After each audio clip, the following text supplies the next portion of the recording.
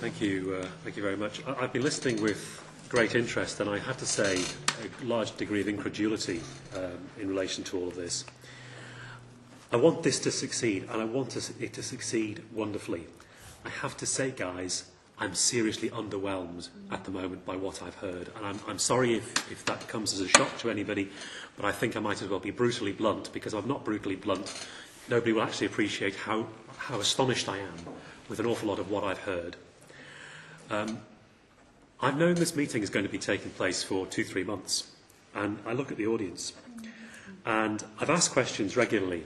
How many young people are we actually going to have here today? And the numbers have fluctuated, and I'm delighted we have as many as we do. What I think we fail as a council in engaging with our schools. We don't have an active dialogue with our schools which encourage our schools to participate fully in the democratic institutions that we actually have.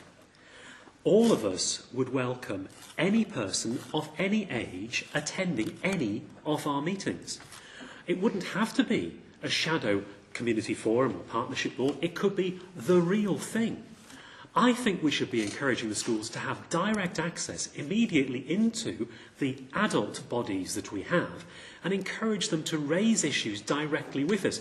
It happens but rarely. It has happened on occasion, but it doesn't happen enough. I really would like to see a very proactive attempt to engage with the educators on this one. And the youth service through Connections, I'd like them to come along, and I would like some young people from our schools who have some passion for the subject.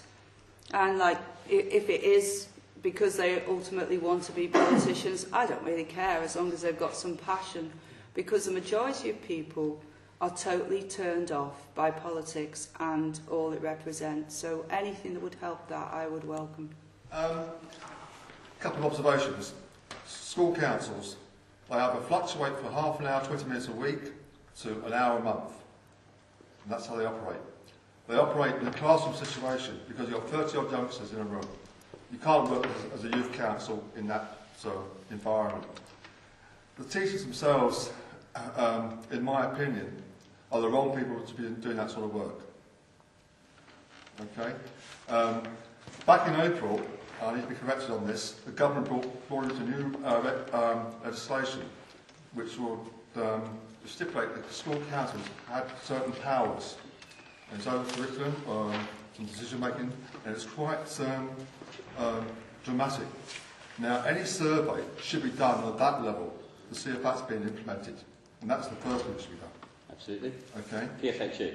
Yeah. So, but I think the whole school council concept, as you were saying, needs to be analysed. Yeah, I just wanted to say that I fully endorse what you're saying about involving the schools. We've got all the young people are in the schools, so we should definitely be using that.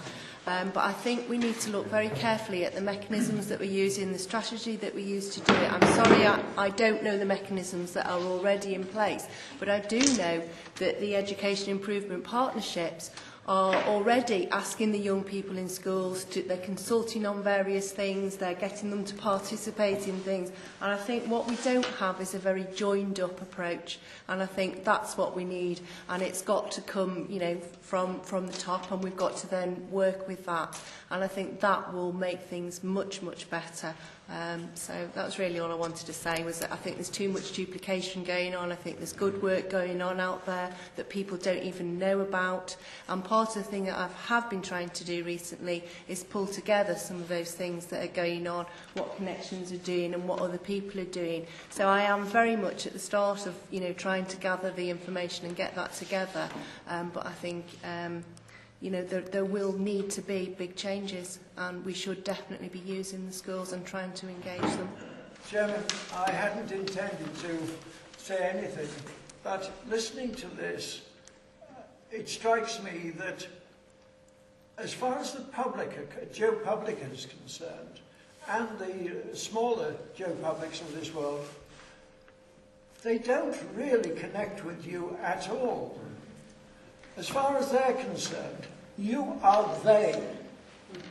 they who take no notice, who are elected every 4 years, who show an interest in Joe Public in the 6 months or so before the election, but after that, ignore them completely. I have a daughter, and I say to her, why don't you take an interest? They don't listen.